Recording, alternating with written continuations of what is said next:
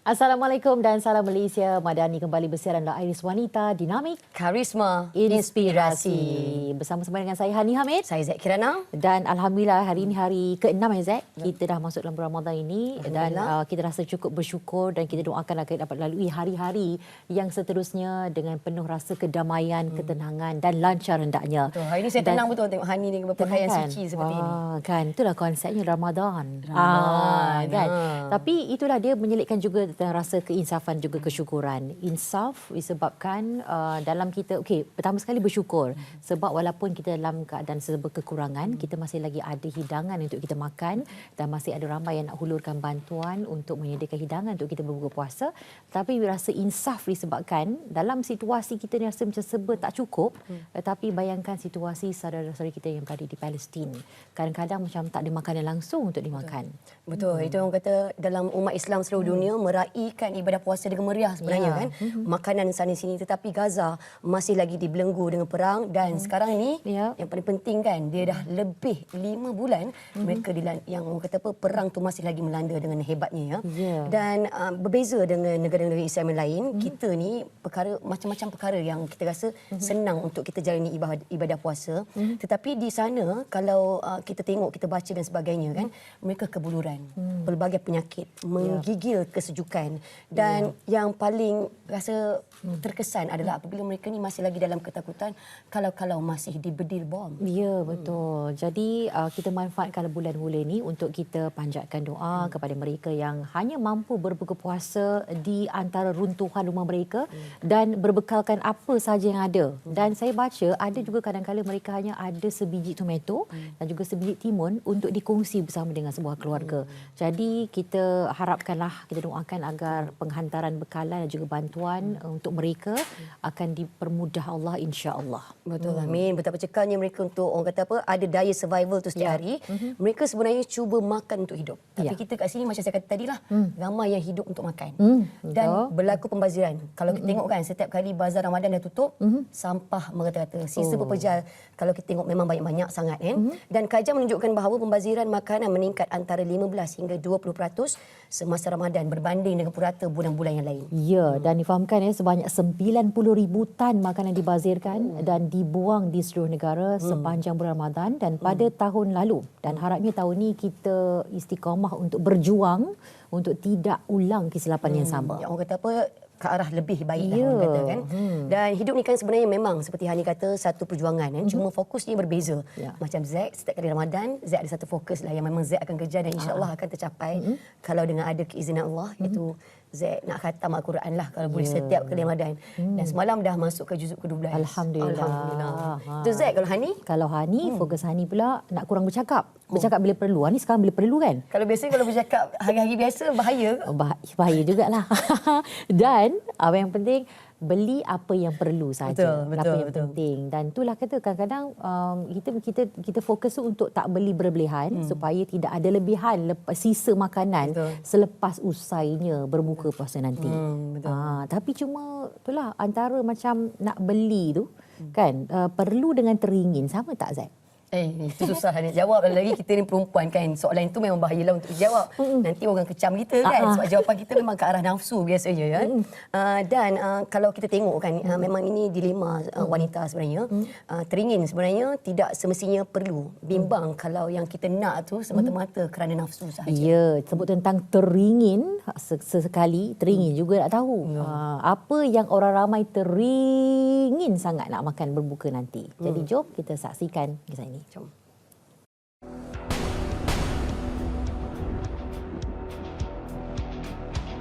Assalamualaikum. Nak tanya selamat puasa. Nak tanya, okey, menu apa yang teringin sangat nak buka hari ni? Menu apa kan? Kalau ikutkan banyak menu lah. Apa antara menunya boleh sebut? Terus tak terkata.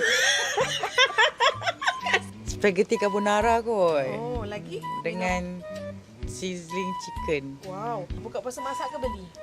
Selalu kalau masak balik pukul 4 sempat lah. Masak sesimple je. Menu apa yang rasa macam nak sangat berbuka hari ni? Alah, kalau air tu, air apa tu? Aduh, I asam boy. Oh, asam Itu kalau I. Ah. Kalau Makanan? makanan mestilah ikan siakap masak berlimau. Kecoh. Oh, jadi hari ni masak ke beli?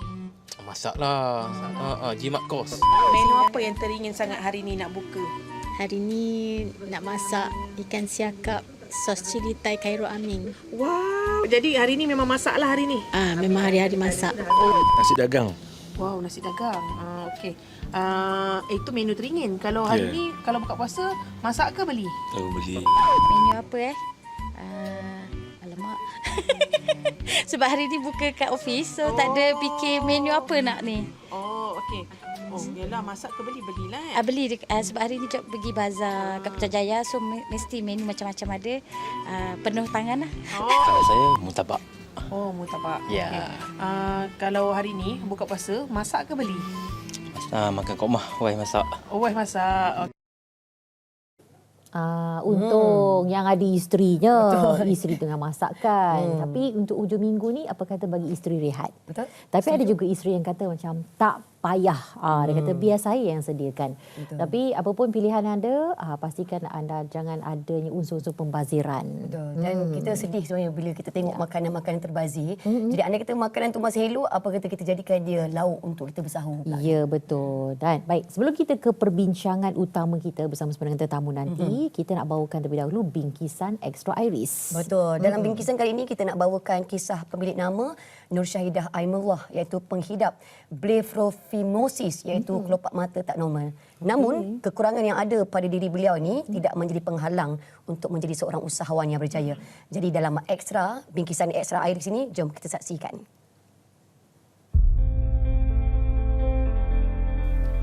Nur Syahidah Aimullah Abdul Rahim, penghidap sindrom blepharophimosis atau kelopak mata tidak normal, bukan penghalang wanita ini berjaya dalam hidup. Sebaliknya, bangkit penuh semangat untuk menjadi usahawan cemerlang. Nur Syahidah berasal dari Ipoh, Perak. Menghidap sindrom itu sejak lahir dan disahkan akibat genetik, berikutan bapanya juga menghidap sindrom yang sama selain adik perempuannya. Sebenarnya daripada kecil kita tak tahu yang kita ni berbeza. Sebab dengan adik-adik saya yang lain ada ikut muka mak, muka biasa je. Dan kami pun ada campur juga Chinese look belah mak saya. So ingatkan macam normal. Bila dah sedar tu, bila dah start masuk sekolah. So kawan tanya, kenapa mata macam ni? Tu kawan bertanya kenapa muka macam ni, ikut siapa? So kita tak terdedah sangat dulu-dulu kan. Setakat mak kata kalau ada macam tu cakap ikut ayah. Kita jawab je lah, ni ikut turunan, ikut ayah. Ayah pun macam tu, tok pun, arwah tok pun macam tu juga. So, jadi normal lah. Bila dah lama-lama, biasalah kehidupan agak berbeza juga dengan kawan-kawan. Akan ada macam nampak kita pelik. So, saya mula-mula memang jadi seorang pemalu, tak berani nak bercakap dengan orang. Dia jadi extrovert sikit. Pernah juga orang tanya nak buat pembedahan ke sebab lepas tu saya kata buat masa ni tak ada lagi keperluan untuk saya nak buat pembedahan untuk bagi jadi dua kelopak mata. Bila lama-lama lepas dah biasa dengan kehidupan bersama belajar semua dah jadi normal. Saya pun buat macam tak indah bila orang tengok je okey je. Walaupun tiada kelopak mata sejak kecil lagi, ia bukan penghalang beliau melakukan rutin harian seperti orang lain. Dia mencabar jarak jauh lah. Contoh kalau orang boleh tengok jarak jauh tu dalam 1 km, 500 meter boleh nampak juga. Macam 100 meter boleh nampak juga. Saya 50 meter dah nampak kabur sikit. Bila buat beratur kat Bimbunan, contoh kat sekolah, saya tengok bila tegak ni pandang boleh tengok sampai tingkat 2 je. Kalau sekolah ada bangunan tingkat 4, saya kena mendongak. Sebab pandangan saya pun bila tengok TV pun, kalau tegak macam ni, bila tengok TV, dia dah automatik. Kepala saya dia dah sentiasa mendongak. Sebab saya nak tengok luas lagi kan. Kadang-kadang cuba jelas buka mata luas-luas lah. Nur Syahidah adalah seorang usahawan daging dendeng. Bermula daripada membuat perniagaan kecil-kecilan, akhirnya Syahidah berjaya menghasilkan produknya sendiri, iaitu Syahidah Food. Saya asal orang Perak. Lepas tu memang dibesarkan dengan masakan Perak. Satunya memang family saya keluarga saya setiap hari raya ada juga kita ada rendang tok dan rendang dinding. Saya terfikir sebab belajar dengan mak masak rendang dinding tu. So saya olahkan sedikit resepi tu untuk bagi mudah untuk orang rasa rendang dinding yang masakan yang mak saya ajar ni. So daripada situ saya fikir macam mana nak bagi orang semua dapat rasa kan. So saya buat versi sterilization, kita buat proses guna teknologi retort untuk pack kan dan boleh bertahan sehingga 2 tahun. Menjadikan ibu dan bapanya serta suami sebagai sumber inspirasi membuatkan beliau terus berjaya. Tapi alhamdulillah family saya, keluarga saya memang kuatkan saya untuk bagi semangat dan kita ada kelebihan sendiri. Kita boleh belajar normal macam biasa, yang berbezanya hanya pandangan dan juga kelopak mata tu lah.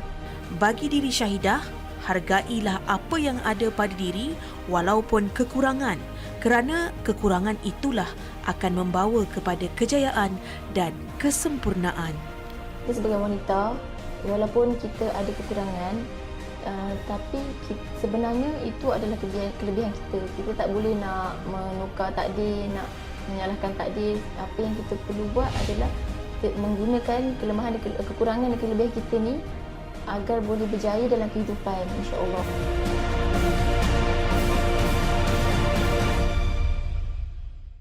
Kisah yang cukup biasa. menginspirasikan. Jadi itulah sebenarnya yang kita cubakan dalam Iris Wanita. Kisah-kisah yang boleh dijadikan sebagai satu inspirasi. Jadi kalau sekiranya ada dalam kalangan anda yang sedang menonton ataupun kawan-kawan sahabat-sahabat dalam kalangan wanita yang ada kisah yang boleh dikongsi bersama kami untuk dimanfaatkan oleh semua dalam Iris Wanita ini, anda boleh saja kongsi ataupun message kami di TikTok atau IG Iris Wanita Official dan juga Facebook Iris Wanita. Atau boleh emailkan sahaja kepada kami di iriswanitaofficial@gmail.com. Dan kita nak berehat seketika, Hani, berbincang tentang topik yang sangat menarik lepas ini. Jangan ke mana-mana. Ya.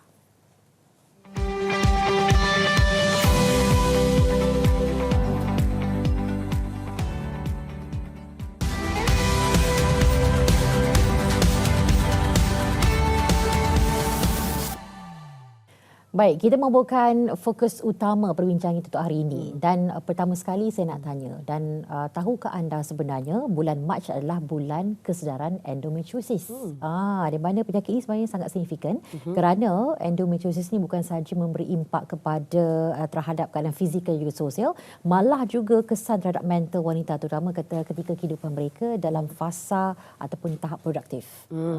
Jadi sejujurnya kita nak tanya, Zack. Habis saya saya kalau subjek sains kat sekolah saya mesti lagi kat bawah meja makmal tu biasanya. Tapi ini soalan orang kata cepu masalah. Tahu tak tentang endometriosis dulu ni? Jujur, Z tak tahu banyaklah tentang endometriosis ni, tetapi yang Z baca sedikit yang kita beritahulah dia mengenai tentang masalah wanita pastinya, dan dikatakan sel tisu rahim ditemukan pada bahagian lain dekat dalam dalaman wanita. Itu yang Z tahu secara asasnya lah. Okey, secara asasnya. Tapi bagi mereka yang ada penyakit ini, mereka akan tahulah dan digelar sebagai #endofighter. Dan itu yang paling penting. Nak bagi tahu, saya merupakan endofighter. Jadi kita nak tahu dalam kalangan rakyat Malaysia kan, dalam kalangan mereka tahu tak sebenarnya tentang endometriosis ini. Jadi jom sama-sama kita saksikan.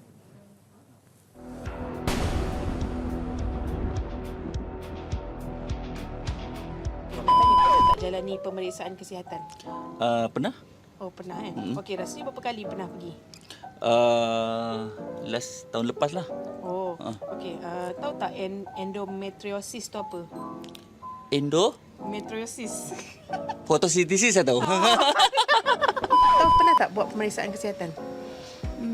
Belum pernah. Belum pernah lagi kan? Okey, tahu tak endometriosis tu apa? Endometriosis? Katanya head tidak teratur apa semua. Ada dengar? Pernah dengar? Pernah dengar lah. Boleh terangkan sikit apa yang pernah dengar tu?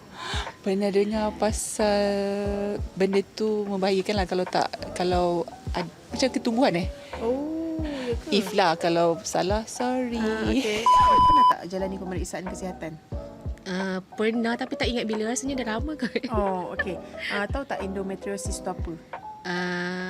Tahu saya pernah buat pemeriksaan tu. Oh, pemeriksaan apa tu? Boleh terangkan? Dia bahagian rahim kan? Oh, Dulu saya pernah alami sakit dekat sini juga.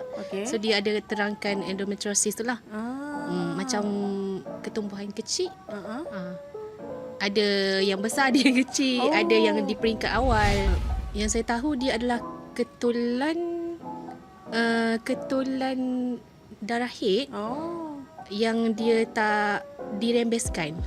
Lebih kurang macam tu lah, tapi dia tak dikeluarkan. Tapi dia melekat di dinding rahim lah. Lebih kurang macam tu lah. Tapi saya lupa, tapi saya pernah dapat penerangan tu lah dulu 3 tahun lepas. Okey, baik, itu dia pandangan sebahagian Tapi orang awam tu macam pandangan Zack Kiranan jugalah. Fotosintesis kan? Okey, sekarang ni kan kita kena tahu bahawasanya kalau ikut nisbah, 1 dalam 10 wanita lebih kurang mengidap endometriosis ini, dan masa yang sama juga untuk maklumat daripada Pertubuhan Kesihatan Sedunia WHO, endometriosis menjejaskan kira-kira 10% ataupun 190 juta wanita dan juga kanak-kanak perempuan semua tu kan, secara global. Maksudnya penyakit ini pun sebenarnya agak biasa dalam kalangan wanita. Betul. Tetapi malangnya ramai yang belum tahu. Ya, jadi kita perlu tahu dan kita kena ambil tahu mesti perkongsian kita pada waktu ini bersama dengan tetamu-tetamu kita. Kita perkenalkan tetamu kita pada hari ini.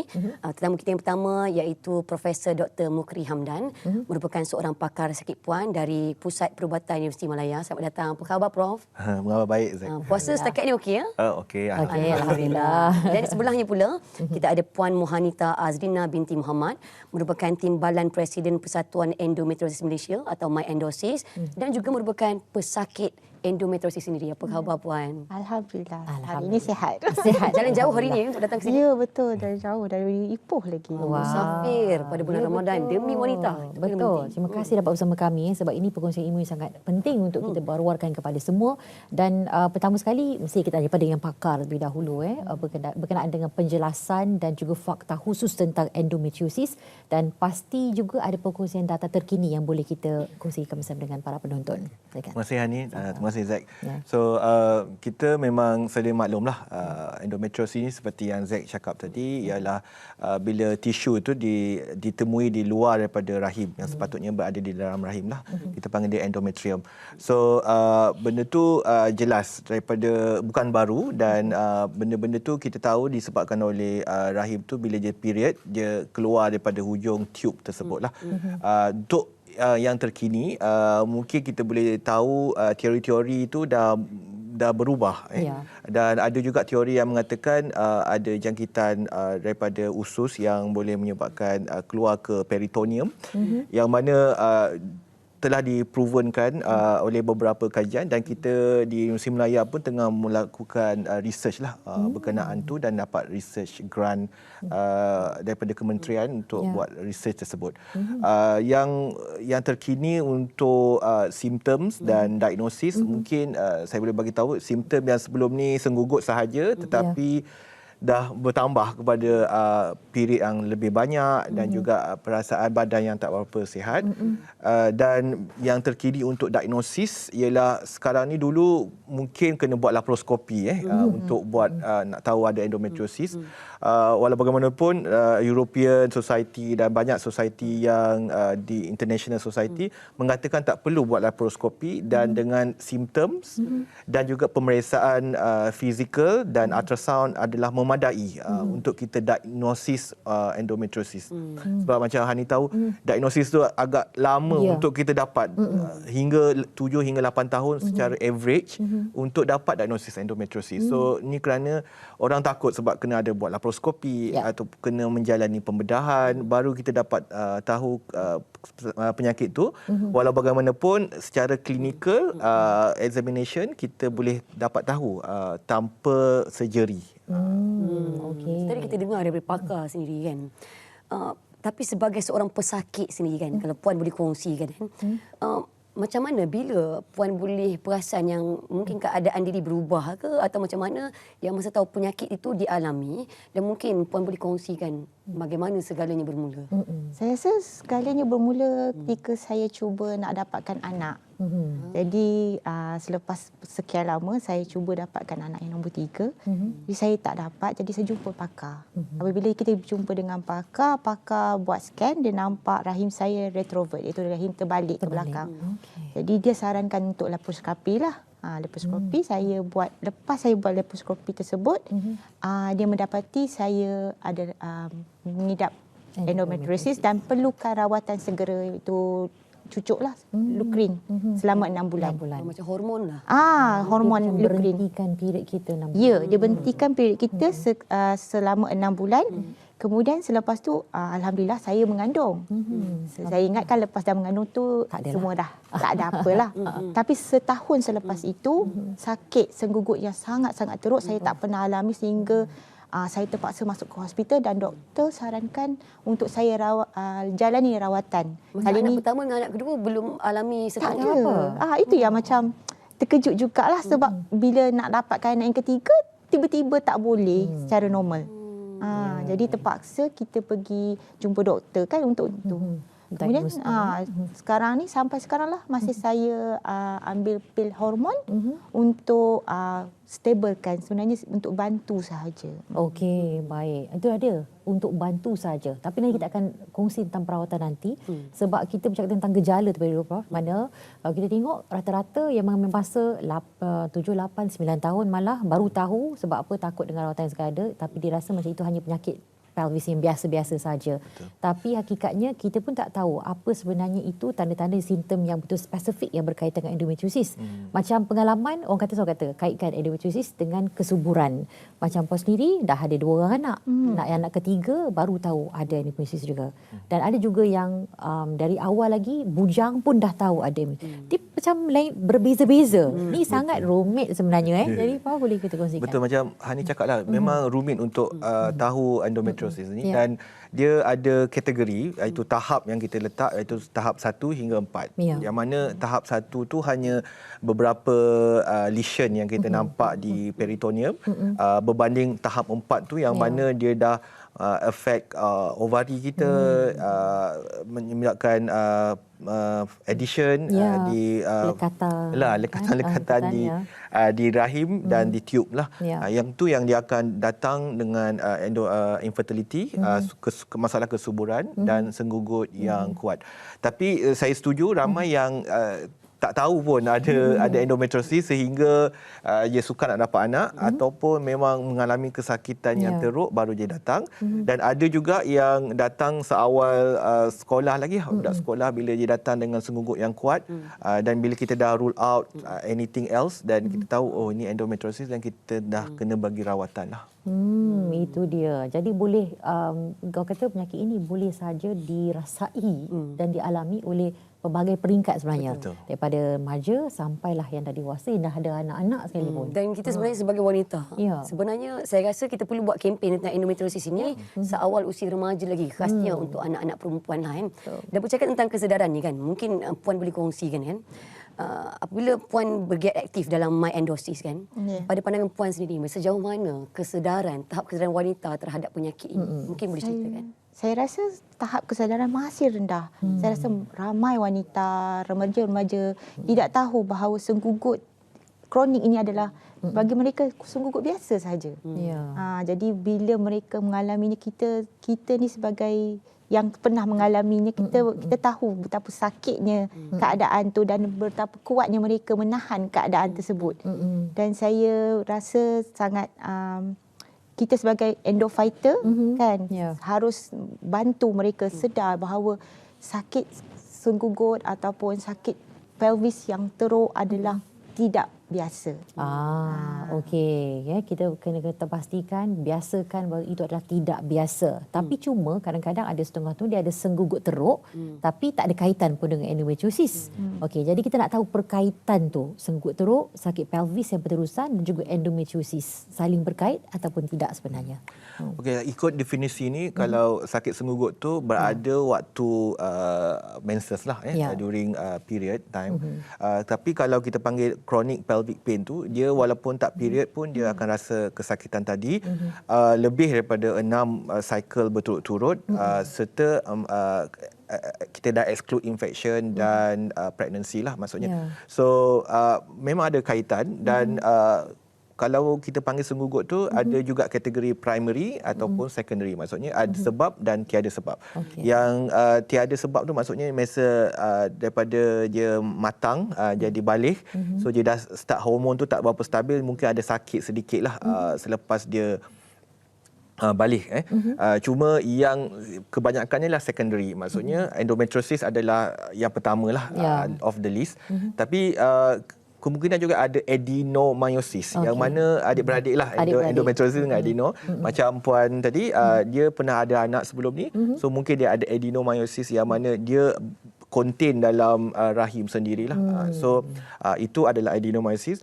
Dan lain-lain penyakit yang lain tu adalah macam addition, kerana dia ada operation ke sebelum ni, so dia ada addition yang menyebabkan dia chronic pelvic pain. Tetapi list yang pertama kita tahu senggugut yang kuat, kita kena tengok ini adakah endometriosis ataupun yang selainnya lah. Okey, itu kena perlu jumpa dengan pakar. Dan kita sebagai wanita kena kenal tubuh badan kita. Kalau ada berubah, kita kena kenal. Betul. Dan sekadar berkongsi fakta juga, di mana saya baca kajian menunjukkan seorang wanita yang menderita sakit pelvis ni boleh mengambil masa sehingga maksimum 11 tahun sebelum disahkan mengidap endometriosis. Okey, jadi banyak lagi kita akan kongsi bersama anda selepas ini dalam Iris Wanita.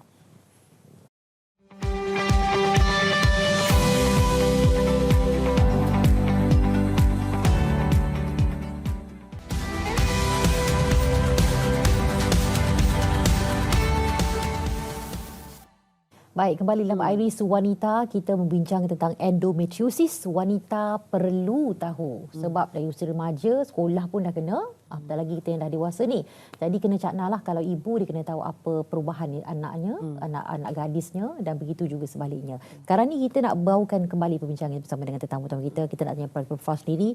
Dalam satu, saya petik sikit daripada perbincangan baru-baru ini dalam satu program yang dilangsungkan oleh MyEndoSys, mana Prof ada menyatakan sakit pelvis ni harus dibincangkan secara terbuka dan tidak sepatutnya dilihat sebagai satu tabu untuk bercakap mengenai perkara ini. Apa sandaran kepada kenyataan yang diluahkan oleh Prof tu?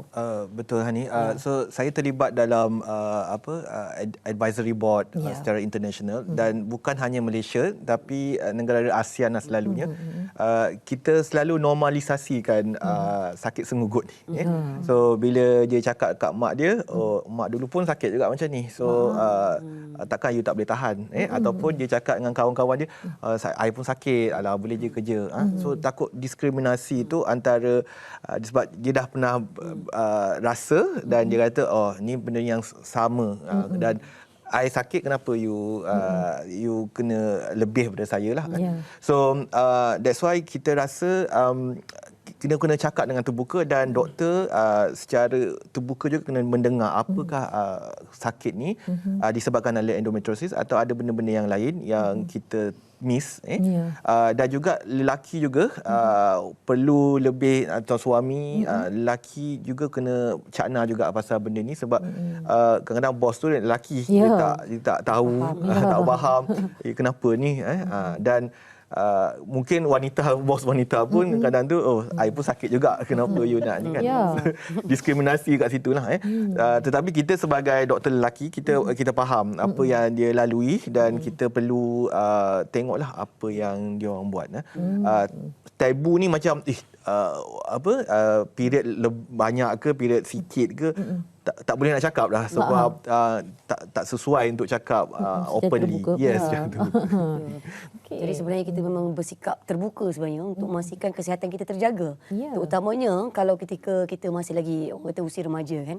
Dan mungkin saya bertanya Puan Mohanita kan, tadi kalau kita bercakap tentang kesan sakit ini memang ada kan, contohnya sakit sampai macam tadi Puan kongsikan dekat hospital masuk beberapa kali kan.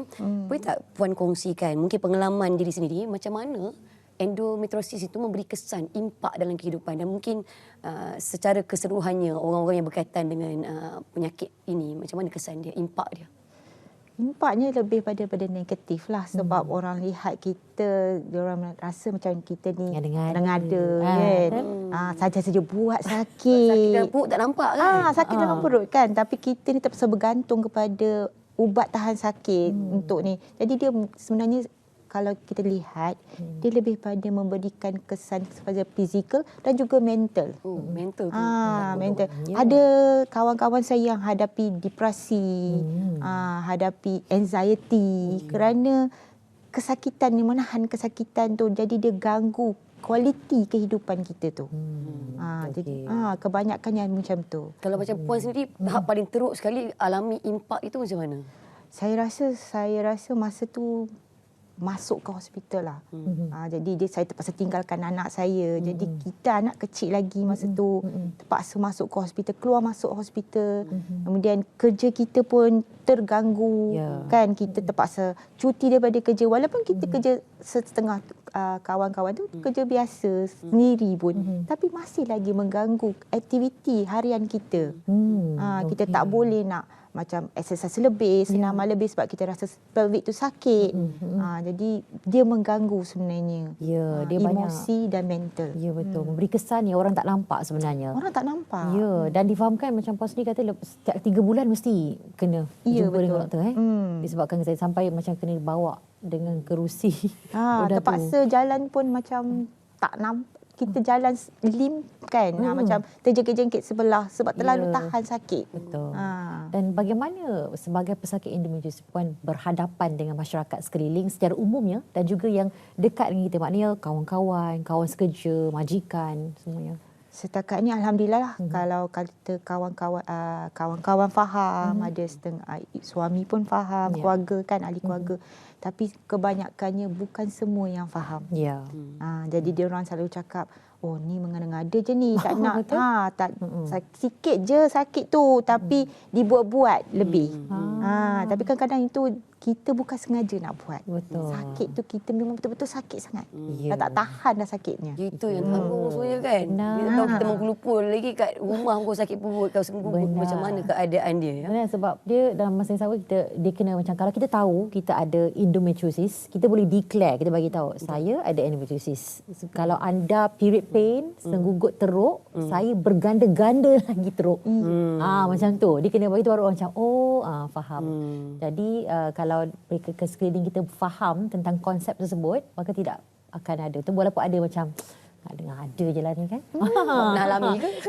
Memanglah macam tu. Pengalaman sebagai endofighter dia memang melalui fasa-fasa yang macam tu. Okay. Dan mungkin kita boleh tanya kepada Prof kan. Sebenarnya apakah kepentingan kita tahu penyakit ini dengan lebih awal, kita kesedarannya kan.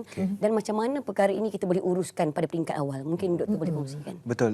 Diagnosis lewat ni memang kita memang tengah fight untuk elakkan kelewatan daripada diagnosis endometriosis. Tapi bila kita dapat awal, kita boleh buat intervention tu lebih awal. Contohnya kita boleh inform pesakit yang you ni ada endometriosis. So endometriosis ni mungkin berada di tahap 1 pada awalnya, dan mungkin kalau tidak dirawati mungkin dia akan merebak menjadi tahap 2 atau 3 atau 4 lah. Dan apa yang kita mesej dia mungkin student mungkin tak ada isu sangatlah sebab dia tak berkahwin lagi, tak nak plan nak dapat anak, dan mungkin sekolah kurang tak adalah nak pendapatan dia terjejas disebabkan oleh tak pergi sekolah ke apalah. Tapi bila kita dapat detect awal, kita boleh bagi ubat yang boleh sekarang ni ada ubat makan oral medication yang boleh maintain dia punya penyakit endometriosis ni, yang mana dia akan elakkan dia daripada tahap 1 tu menjadi tahap 2 atau 3 terlalu cepat. Maksudnya mungkin ubat tu yang melambatkan. Mungkin tipu pula saya cakap dia stopkan ni lah. Mungkin dia proses tu makin ada tapi dia lewatkan, dan once dia dah kahwin ataupun dah berkerjaya nanti dia tak adalah sampai ke tahap yang teruk sangat supaya kita mudahlah untuk rawat. Okey. Persoalannya, bagaimana ia boleh diurus awal kalau sekiranya gejala dan simptomnya tak jelas? So, Selalunya kalau tak ada simptom asymptomatic ni memang jaranglah dia orang datang. Tapi bila dia datang untuk senggugut tu, kita dah kena aware lah. Sekarang ni kita pun ada bagi ceramah ke GP, General Practitioner, dan Universiti Melaya dengan Universiti Kebangsaan Malaysia ada buatkan satu macam checklist supaya doktor-doktor di GP ataupun primary care tu ada benda yang dia boleh tanya, dan kita boleh tak buat algoritma yang mengatakan you are likely to have endometriosis, dan dia akan refer ke gynecologist lebih awal. Apa yang berlaku nanti, takut general practitioner dia treat themselves dengan ubat-ubatan, dan lewat bila dia dah teruk tu dah tak boleh nak handle, dan baru dia refer kat kita, tu yang lewat diagnosis tersebut lah. So kita memang ada inisiatif bersama NGO ni untuk lebih mendapatkan referral tu lebih awal, dan kita boleh buat intervention lebih awal, dan kita boleh follow up di hospital instead of dekat general practitioner. Okey, lepas tu GP pun dia kena cakna juga. Ya, betul. Jadi boleh diagnose awal. Kalau lambat, maka lambatlah lagi. Okey, cuma tadi sebut pasal ubat kan. Saya macam harap kalau boleh patah balik masa, saya nak ubat tu. Okey, cuma kita dah ada mestinya ada teknologi baru yang akan adanya satu ciptaan yang baru. Kita kata tentang teknologi itu semua ni selepas ni. Mungkinkah ada lagi teknologi yang akan menyusul selepas ini? Jadi kita akan bincangkan dalam Iris Wanita.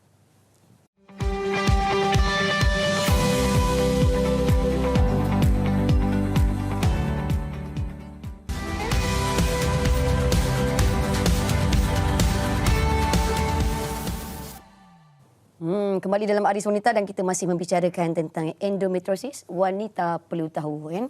Macam tadi kita dah bagi sedikitlah kunci tentang rawatan kan. Mungkin kita terus tanya kepada Prof kan. Adakah kita mempunyai teknologi ataupun inovasi dalam dunia perubatan pada hari ini untuk menangani isu endometriosis ini, untuk kenal pasti punca simptom, kaedah rawatan dan sebagainya? Okeylah, selalunya memang kita dah establish yang mana kita perlukan laparoskopi lah untuk kita tengok, dan laparoskopi ni dia boleh diagnose satu, maksudnya kita boleh confirmkan dia ada endometriosis dan stage dia, sebab dia surgical staging, dan kita boleh tahulah dia stage berapa, dan kita boleh treat juga pada waktu yang sama. Maksudnya kita boleh rawat dia pada waktu tu. Maksudnya kalau dia ada cyst dekat ovari, kita panggil dia endometrioma, kita boleh buat cystectomy, remove dan betulkan balik rahim tu, ovari tadi. Ataupun kalau ada lekatan-lekatan disebabkan ada adhesion tu, kita boleh remove adhesion tadi melalui secara laparoskopi. So benda tu lebih advance apabila laparoskopi punya teknologi itu pun lebih bagus, dan di mana tempat surgery itu lebih mudah, lebih cepat, dan kita boleh burn sekali lah. Dan juga sekarang ni bila ada adenomyosis tu, kita boleh lakukan yang non-invasive, maksudnya tak perlu operation yang besar-besar, dan kita boleh gunakan kaedah rawatan secara microwave ataupun ultrasound yang mana dia boleh kawal pesakit-pesakit yang ada endometriosis dengan adenomyosis tersebut. Dan juga sekarang ni ada ubat-ubatan juga. Itu surgery lah. Ubat-ubatan yang memang spesifik untuk endometriosis. Dulu kita gunakan tu sebagai side good outcome of the ubat-ubatan tu, tapi sekarang ni ada ubat spesifik untuk endometriosis tersebut yang kita boleh bagi long term. Macam Lukrin atau injection tadi mungkin limited untuk 3 ke 6 bulan saja, tapi kita ada ubat yang lebih lama, dan dia mengelakkan dia lebih teruk cepat. Maksudnya bukan stop, tapi dia akan kurangkan dia punya kadar merebakkan dia tu. Baik. Okey, Zack tadi macam ada soalan. Ya, betul. Mungkin tiba-tiba lupa sebab saya lebih kepada bimbang. Okey, bimbang. Saya tidak mempunyai masalah senggugut langsung, tak ada. Tapi sebenarnya bila tak ada ni lah kita kena risau, betul tak? Lagipun kita tak kahwin ni kan. Tapi satu soalan untuk Prof lah kan. Boleh Prof kongsikan antara range usia lah kan, peringkat usia berapa yang mesti yang orang berjumpa dengan Prof ataupun mana-mana pakar sakit perut? Okey, range dia seawal pelajar sekolah bila mak dia bawa datang sebab sakit senggugut, dan up until 40 ke atas sebelum menopause. Selalunya menopause selalunya dia tak sakit lagi lah sebab dia punya hormon dah tak ada lagi, dia tak ada ovulation dan menstruation.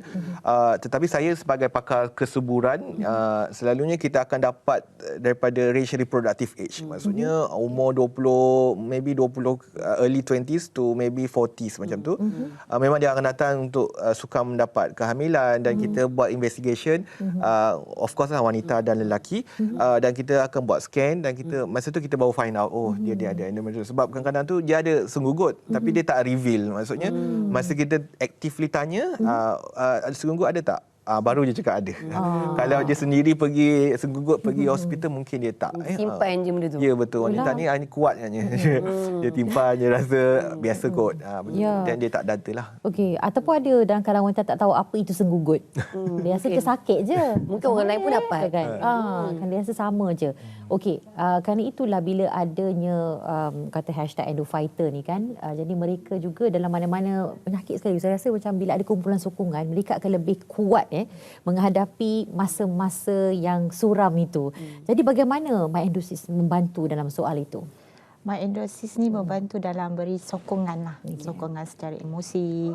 Kita boleh berbincang, kita boleh bercerita sesama sendiri. Dan kita juga ada Endo Brother. Kita ada Endofighter, ada satu grup yang bahawa lelaki juga membantu, menyokong wanita-wanita yang mengalami. Saya terharu.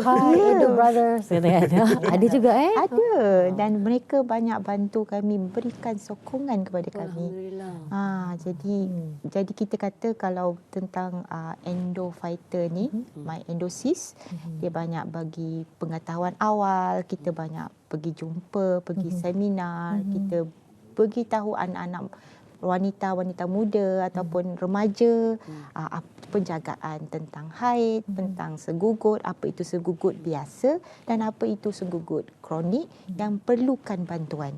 Okey, baik. Jadi untuk Endo Brother tu, tanya Endo Endo Brother tu bujang ke nanti kena kalau saya sebab nampak macam memahami masalah wanita. Zack punya tension lain Tapi ni lebih kepada adakah mereka ni dalam kalangan pakar ataupun kalangan mereka yang menjadi pasangan kepada pesakit endometriosis ataupun tak ada kaitan pun ada yang jadi Endo Brothers ni? Kebanyakannya adalah pasangan kepada pesakit tersebut. Saya takkan kacau. Zack nakal awak kebanyakan yang ada pasangan. Ya, mereka sangat membantu dari segi sokongan kepada isteri mereka ataupun pasangan mereka dan juga pada orang lain. Jadi mereka beri kekuatan sebenarnya kepada kami. Bagus bila ada kumpulan sokongan macam ni membantu kita dalam situasi-situasi seperti tersebut. Okey, baik, seperti yang dilalui ramai wanita, mana penyakit ini masih boleh muncul kembali walaupun selepas dibuang. Dan tadi Pak Fadil juga sebut dia boleh melambatkan, kalau ada ubat pun dia melambatkan proses tapi bukan macam boleh hilang macam itu sahaja. Jadi situasi ini adalah kalau kita boleh sebut never ending story atau mungkin ada solusi juga pengakhirannya, Prof. Macam mana?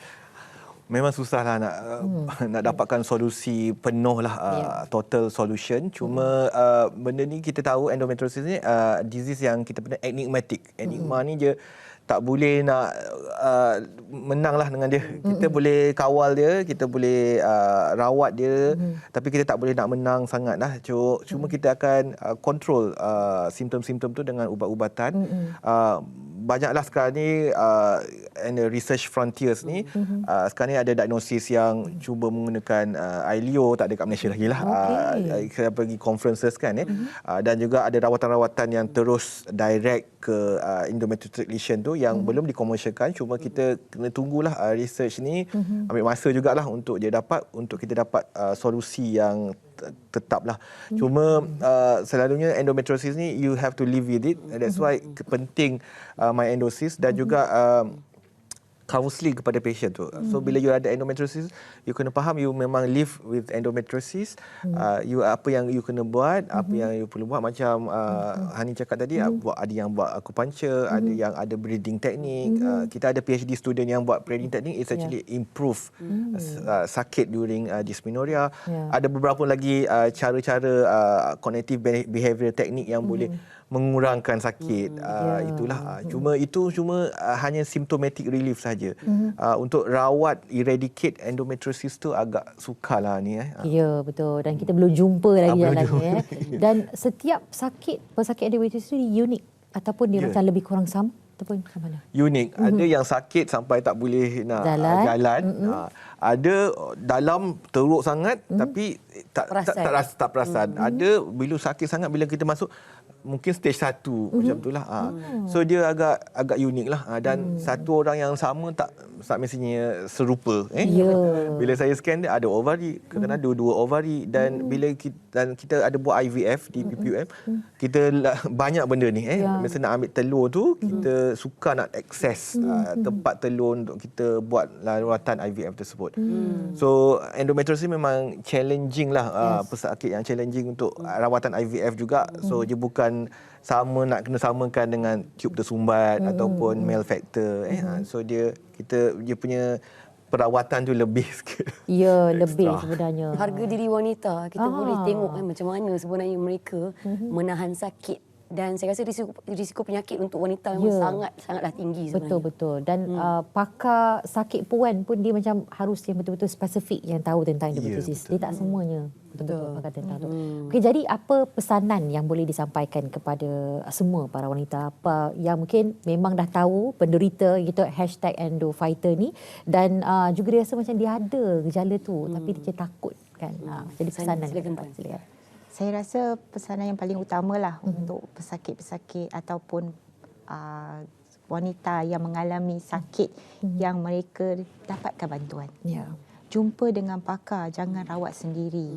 Jangan rasa perkara itu normal dan perkara itu hanya imaginasi sahaja. Sebab semua orang lain semua macam biasa je, kita sahaja yang sakit tahan kan. Tidak, ia tidak normal dan perlukan bantuan. Jadi reach out. Pergi cari, minta bantuan. Okey, dan daripada pakarnya sendiri, silakan pesanan pada semua. Saya rasa kita tidak boleh normalisasikan benda-benda senggugut seperti ini dan kita kena empower wanita ni untuk datang ke hadapan bercakap kepada doktor ataupun masyarakat mengenai penyakit mereka dan tak boleh simpan lah benda ni. Dan sekarang ni dengan teknologi yang lebih, dia tak boleh nak Google endometriosis direct. Dia tak tahu dia akan Google tu sakit period apa semua. So kita tengah juga tengok apakah yang keyword yang kita boleh letak kat Google Drive tu. Kalau senggugut tu dia terus ke endometriosis. Takut dia ke tempat-tempat lain. So dia punya information tu tak betul. Macam Puan cakap, jumpa pakar supaya kita boleh rawat dan kenali endometriosis lebih awal lah. Sebab tanda-tandanya unik. Ya, betul, unik. Dan masing-masing ada yang tersendiri. Memang bicara berbanding dengan orang yang lain. Okey, jadi di ruang masa yang adil macam biasalah di penghujung siaran kita akan bawakan bot inspirasi. Nak mulakan apa dulu? Kita mulakan dengan Puan Mohanita dulu. Tunjukkan apa yang telah ditulis tadi tu. Apa yang boleh bacakan sedikit dan kongsikan apakah di sebaliknya. Kita boleh tunjuk kepada para penonton kita. Okey.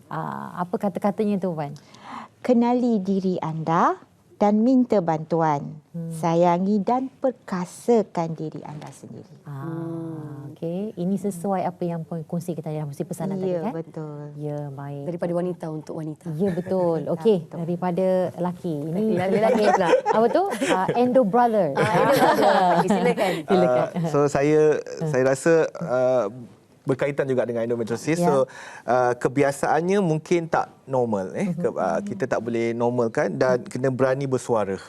So kita kena betul-betul ke hadapan dan bagi tahu apa masalah yang dihadapi lah. Ya. So napanya wanita lah. Baik, itu dia. Baik, terima kasih banyak-banyak atas masa diberikan untuk berkongsi dengan kita. Banyak ilmu sebenarnya hari ini. Banyak sangat ilmu dan saya rasa sebagai wanita sebenarnya hal-hal seperti ini kita perlu cakna lebih sikit. Betul. Sebab sakit kita, milik kita, kita jugalah yang perlu cari orang kata apa penyelesaiannya. Ya, benar sekali. Okey, jadi bila dah tahu sikit-sikit ilmu ni, jangan berhenti macam ni lah. Kita kena dapatkan rawatan dengan kadar segera dan dapatkan nasihat daripada pakar. Dan kepada pejuang endometriosis, teruskan berjuang. Kami doakan yang terbaik. Semoga Allah kurangkan sakit tu ataupun mungkin boleh hilangkan insya-Allah. Amin. Terima kasih juga kepada Endo Brother. Ya, terima kasih abang. Baik.